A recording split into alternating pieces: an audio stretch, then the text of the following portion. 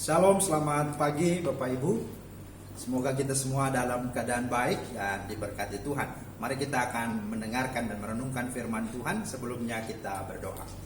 Bapa di sorga, di dalam nama Tuhan Yesus, saat ini kami hendak merenungkan firman Tuhan. Mari ya Roh Kudus buka hati kami, terangi hati kami, sehingga kami juga boleh memahami firman-Mu. Dan biarlah oleh Roh Kudus kami dimampukan untuk dapat menjadi pelaku-pelaku firman. Urapi hamba-Mu dan semua jemaat-Mu yang menyaksikan siaran ini. Biarlah kami sama-sama diberkati untuk sama-sama menjadi berkat. Dalam nama Tuhan Yesus kami berdoa. Amin. Ya Bapak Ibu yang dikasihi Tuhan, mari kita membuka Alkitab kita. Kita membaca Matius pasal 26 ayat 62 sampai dengan 68. Demikian firman Tuhan. Lalu imam besar itu berdiri dan berkata kepadanya, "Tidakkah engkau memberi jawab atas tuduhan-tuduhan saksi-saksi ini terhadap engkau?" Tetapi Yesus tetap diam. Lalu kata imam besar itu kepadanya, "Demi Allah yang hidup, katakanlah kepada kami apakah engkau Mesias, anak Allah atau tidak?" Jawab Yesus, "Engkau telah mengatakannya. Akan tetapi aku berkata kepadamu, mulai sekarang kamu akan melihat Anak Manusia duduk di sebelah kanan yang Maha Kuasa dan datang di atas awan-awan di langit." Maka imam besar itu mengoyakkan pakaiannya dan berkata, "Ia menghujat Allah. Untuk apa kita perlu saksi lagi? Sekarang telah kamu dengar hujatannya. Bagaimana pendapat kamu?" Mereka menjawab dan berkata, "Ia harus dihukum mati." Lalu mereka meludahi mukanya dan meninjunya. Orang-orang lain memukul dia dan berkata, "Cobalah katakan kepada kami, hai Mesias, siapakah yang memukul engkau?" Demikianlah firman Tuhan. Berbahagialah kita semua yang mendengar serta menjadi pelaku-pelaku firman yang setia. Terpujilah Tuhan. Ya, Bapak Ibu yang dikasihi Tuhan, tema kita minggu ini menyambut Tuhan dengan lidah dan hati bersih. Menyambut Tuhan dengan lidah dan hati bersih. Minggu ini kita disebut Minggu Prapaskah ke-6 dan juga disebut sebagai Minggu Palem atau Minggu Sengsara. Dan tema kita tentang menyambut Tuhan dengan lidah dan hati bersih, ini adalah tema yang menarik. Setidaknya ada dua hal yang kita akan renungkan bersama di dalam dan melalui tema ini. Yang pertama, menyambut Tuhan itu maksudnya seperti apa? Dan yang kedua, menyambut Tuhan dengan lidah dan hati bersih itu bagaimana? Nah, inilah dua hal yang akan kita renungkan bersama. Menyambut Tuhan itu seperti apa? Dan menyambut dengan lidah dan hati bersih itu bagaimana? Mari kita lihat yang pertama. Menyambut Tuhan maksudnya seperti apa? Bapak Ibu yang dikasihi Tuhan, kita tahu bahwa Tuhan Yesus berulang-ulang kali dalam Injil mengingatkan umat Tuhan atau murid-murid bahwa dia akan pergi dan kemudian dia akan datang kembali untuk menjemput umatnya. Yohanes pasal 14 ayat 3 berkata, "Dan apabila aku telah pergi ke situ dan telah menyediakan tempat bagimu, aku akan datang kembali dan aku akan membawa kamu ke tempatku, supaya di tempat di mana aku berada, kamu pun berada." Saudara, ini pernyataan yang sungguh-sungguh meneguhkan kita bahwa dia akan datang. Karena itu kita perlu menyambutnya. Nah, itu sebabnya kedatangan yang sungguh Tuhan janjikan kedua kali ini adalah pasti. Mengapa? Karena dia sudah pernah datang dan dia sudah menggenapi semua nubuatan dan janji dalam perjanjian lama. Di dalam diri Kristuslah semuanya itu tergenapi. Dan kalau dia sudah datang yang pertama, maka janji untuk datang yang kali kedua tentu pasti akan terjadi juga. Nah, saudara yang dikasihi Tuhan, tapi pertanyaannya bukan persoalannya kapan dia datang atau bagaimana dia datang. Tapi pertanyaan yang serius dan paling penting dan mendasar adalah, apakah kita sudah siap menyambut Tuhan kalau dia datang? Ini yang pertanyaan penting. Apakah kita sudah siap? Apakah kita benar-benar kita sungguh-sungguh telah menanti dengan sungguh-sungguh akan kedatangan Tuhan dan kita siap untuk menyambutnya? Ini pertanyaan yang penting. Kenapa? Karena jangan menjadi seperti seorang hamba yang dalam perumpamaan talenta. Tuhan kasih dia 1, ada yang 2, ada yang 5. Yang 5 mengembangkan menjadi 10, yang 2 juga mengembangkan jadi 4. Tetapi yang satu merasa, tuanku kan ya, dia orang yang sering pergi dan pastilah mungkin dia merasa tidak terlalu pentinglah 1 talenta. Tapi ketika tuannya datang dan mempertanyakan apa yang sudah dia lakukan, dia tidak bisa. Karena memang dia tidak buat apa-apa. Akhirnya dia dibawa ke Algojo dan dihukum di sana, dan talenta itu diambil dan diberikan kepada orang lain. Saudara, jangan demikian. Tetapi juga jangan kita menjadi seorang yang merasa ketika Tuhan datang ya, menjemput kita, ya, kita merasa kehilangan dan kita merasa bahwa Tuhan gak adil. Sehingga kita katakan, Tuhan, ya, mengapa engkau melakukan seperti itu? Seolah-olah bahwa ada sesuatu yang dirampas dari Tuhan, dan merasa bahwa Tuhan seolah-olah menjadi pencuri. Padahal dialah yang berdaulat dan dia empunya dalam segala hal, ya, atas nafas dan semua yang kita miliki. Tetapi marilah kita menjadi seorang yang seperti diperumpamakan mempelai wanita yang sedang menanti, mempelai pria yang datang. Maka ketika dia datang, maka kita bisa menyambutnya dengan penuh kegembiraan, penuh sukacita. Maka maksud menyambut kedatangan ini bisa secara langsung, bisa juga tidak secara langsung.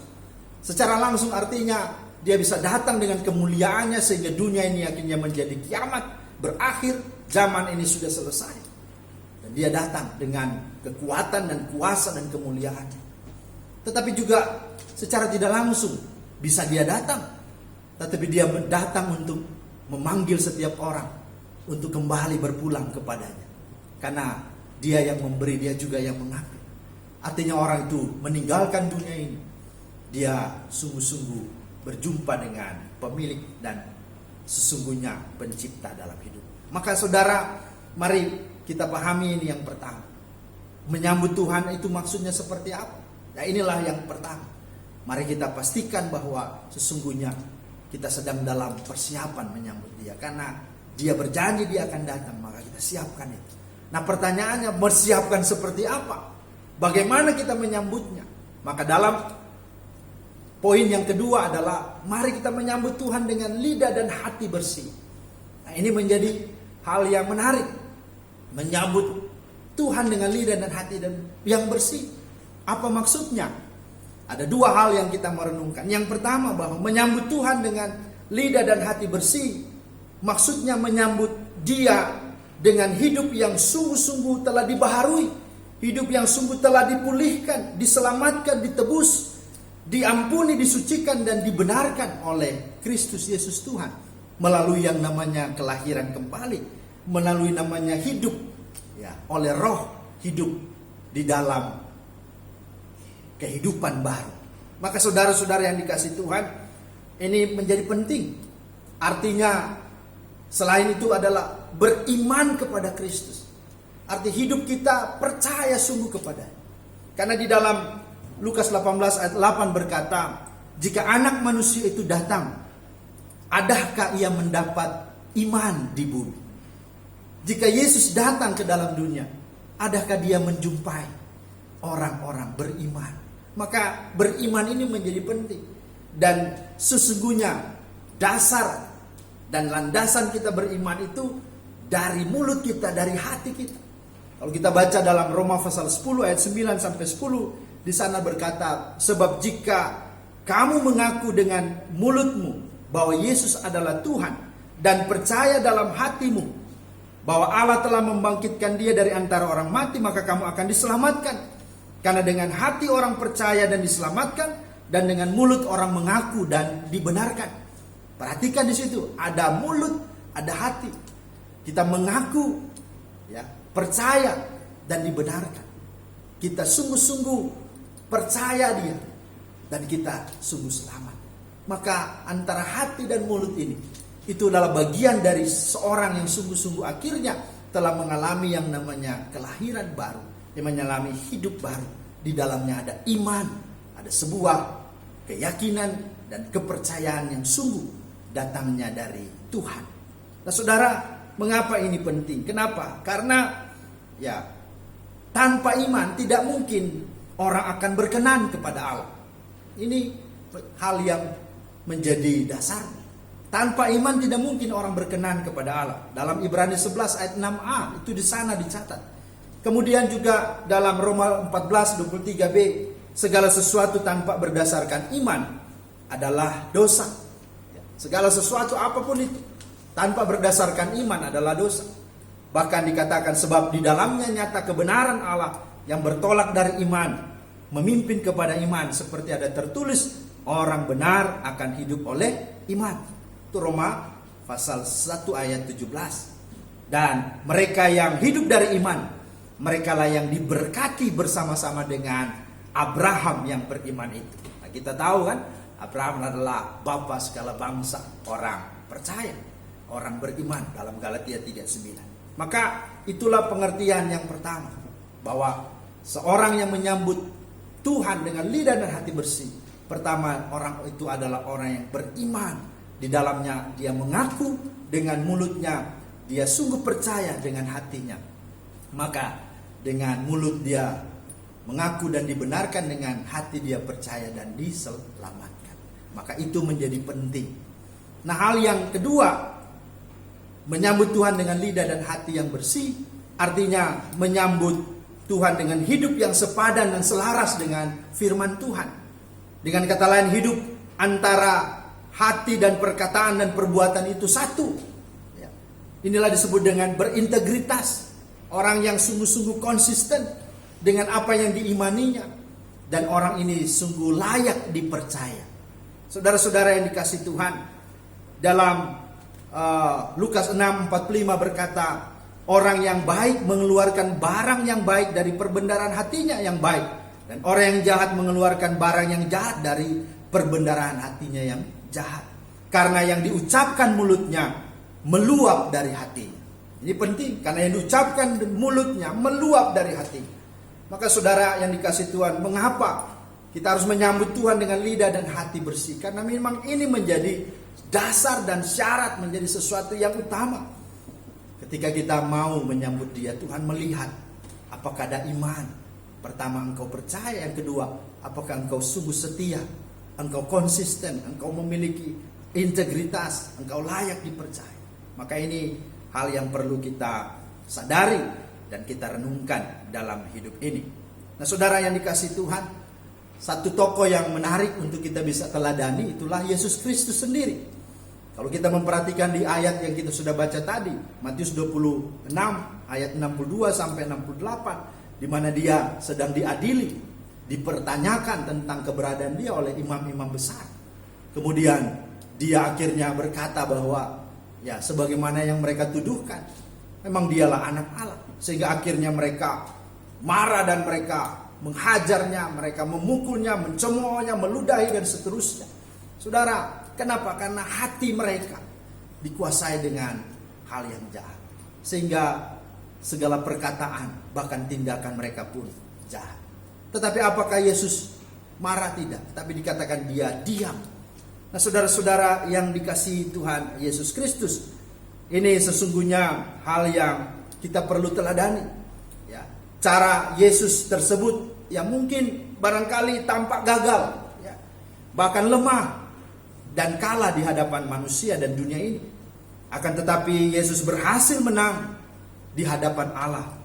Dia hidup dan mati sebagai orang benar, dan orang yang benar dalam hati dan tutur katanya.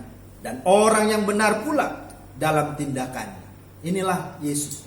Yesus melakukan dan menghidupi apa yang dia ajarkan kepada murid-muridnya. Yesus mengajarkan, kasihilah sesamamu manusia, bahkan kasihilah musuhmu. Berdoalah bagi mereka yang menganiaya kamu. Janganlah membalas kejahatan dengan kejahatan, tapi balaslah kejahatan dengan kebaikan. Matius 5, 38, 45. Karena lidah dan hatinya Yesus itu bersih, maka Yesus pun membuktikannya di salib. Di tengah-tengah keadaan yang sendiri, yang tersiksa, capek, bahkan terluka, Yesus bisa berdoa di salib. Ya Bapa, ampunilah mereka, karena mereka tidak tahu apa yang mereka perbuat. Itulah sebabnya lewat setiap kesaksian hidupnya, maka penjahat di sebelah Yesus pun akhirnya bertobat dan menyerahkan diri kepada Tuhan di akhir-akhir kehidupannya, sementara disalib. Kenapa? Apa yang membuat orang ini percaya. Karena dia melihat sendiri. Sejak bersama dengan mereka diadili mungkin. Bahkan dibawa, diterpa, dicambuk. Ya, lewat perjalanan salib. Yesus tidak pernah berontak. Dia tidak pernah mengatai, mengutuki, mencaci maki apa yang diperbuat oleh para prajurit, bahkan pun orang banyak. Karena dia juga tahu bahwa apa yang Yesus ajarkan, Yesus benar konsisten melakukan. Ketika Yesus berkata, kasihilah musuhmu, bahkan berdoalah bagi mereka yang menganiaya kamu.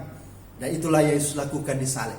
Dan itulah yang membuat orang yang di sebelah Yesus yang sedang disalib itu pun akhirnya bertobat dan percaya. Dan berkata, Yesus, kalau engkau datang sebagai raja, ingatlah akan aku. Kata Yesus, jangan tunggu aku jadi raja. Jangan tunggu juga nanti. Hari ini engkau bersama-sama aku di Firdaus. Kenapa? Karena Yesuslah pemilik sorga dan dialah sesungguhnya yang adalah raja di atas segala raja. Saudara-saudara yang dikasihi Tuhan Yesus Kristus, maka apa yang Yesus ajarkan dan katakan, lakukan seselaras sesuai dengan apa yang sesungguhnya dia hidupi. Dan ini bicara tentang integritas dan hidup orang benar. Maka sebagai implikasi dan aplikasi bagi kita, mari kita hidup yang betul-betul menyambut Tuhan dengan lidah dan hati yang bersih. Pastikan bahwa kita sudah percaya Kristus, beriman kepadanya. Dan yang kedua, mari kita konsisten, kita setia, kita berintegritas untuk sungguh-sungguh melakukan apapun sebagaimana yang dia sudah firmankan dan kita sudah mengerti. Mari kita hidupi. Memang ada banyak mungkin ya tidak disukai oleh orang lain. Mungkin orang lain mencibir, bahkan berkata, wah engkau kok lembek, engkau kok lemah, engkau kok tidak bisa melawan. Tidak usah. Mari bersikap seperti Yesus. Kita diam bukan berarti kita takut. Diam bukan berarti kita menjadi orang yang tidak mampu menghadapi ini. Tidak. Justru dikatakan orang yang disebut pahlawan adalah orang yang mampu menjaga emosinya, menjaga hatinya. Karena dari sanalah terpancar kehidupan. Maka mari kita menghadapi situasi dan keadaan seperti ini pun sebagaimana Yesus, menjadi bagian di mana kita pun bukan hanya menghadapi dan menolong situasi yang ada, tapi ini juga bagian dari wujud iman kita, di mana kita juga menyambut Tuhan dengan lidah dan hati bersih. Maka ketika ada wabah ini, maka janganlah kita keluarkan kata-kata yang menjatuhkan, kata-kata yang jorok, kata-kata yang menghina, bahkan yang sungguh-sungguh membenci, bahkan membuat hati orang sakit. Tapi mari kita membangun kata-kata yang positif, yang membangun, karena dari hati ini kita pancarkan nilai-nilai kekristenan kita, sehingga orang dikuatkan, dihibur. Bahkan pada akhirnya orang-orang yang lemah, orang-orang yang sakit, termasuk mereka yang terpapar COVID-19 ini pun dengan mendengar berita-berita yang indah, karena iman orang percaya di dalamnya sungguh-sungguh berdoa untuk mereka, berkata-kata dengan positif dan membangun, pasti akan menguatkan dan menolong. Pasti itulah yang harus terjadi. Mari merayakan hari Minggu ini dengan menyambut Tuhan, lidah dan hati yang bersih. Biarlah Tuhan Yesus memeteraikan firman-Nya dan memberkati Bapak Ibu sekalian. Tuhan memberkati kita. Amin. Mari kita berdoa. Terima kasih Tuhan Yesus untuk firman-Mu. Biarlah Engkau meteraikan dan mampukan kami untuk dapat menjadi pelaku-pelaku firman secara khusus menyambut Tuhan dengan lidah dan hati yang bersih, memuji dan memuliakan Tuhan. Amin. Shalom. Tuhan Yesus memberkati kita semua.